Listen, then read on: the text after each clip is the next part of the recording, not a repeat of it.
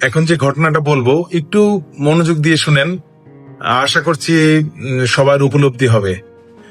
একটা বড় ফ্যাক্টরি, তার যে বস, সেটা ওই ফ্যাক্টরির বস, উনি 15 তলার উপর থেকে নিচে তাকাচ্ছেন। তাকায় দেখে তার একটা এমপ্লয়ি ওখানে দাঁড়ানো।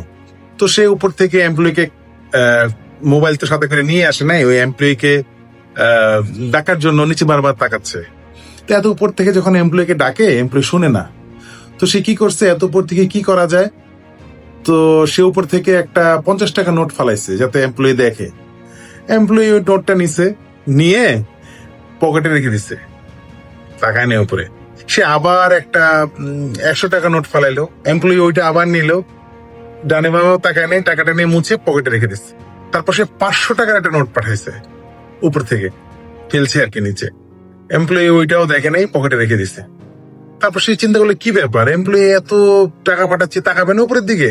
তাকায় না। সে পরে একটা 1000 টাকা নোট ফালাইলো, এমপ্লয়ি ওই টাকাটাও পকেটে রেখে দিছে।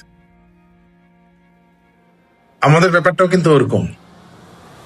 আমাদের সবার বসকে, আমাদের সবার বস হচ্ছে আল্লাহ। আল্লাহ আমাদের সবার জন্য প্রচুর নিয়ামত পাঠাচ্ছে, আমরা দেখিও না, বা দেখেও পকেটে রেখে দিই, কিন্তু আল্লাহর দিকে তাকাই না। আল্লাহ 5 ওয়াক্ত নামাজের কথা আমাদেরকে বলছে, আমরা আজান শুনি, এদিক ওদিক ঘুরি, কিন্তু নামাজটা পড়ি না।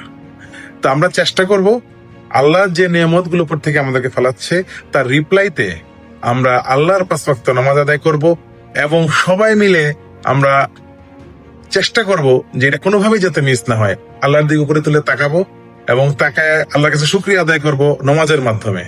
ধন্যবাদ সকলকে। আসসালামু আলাইকুম।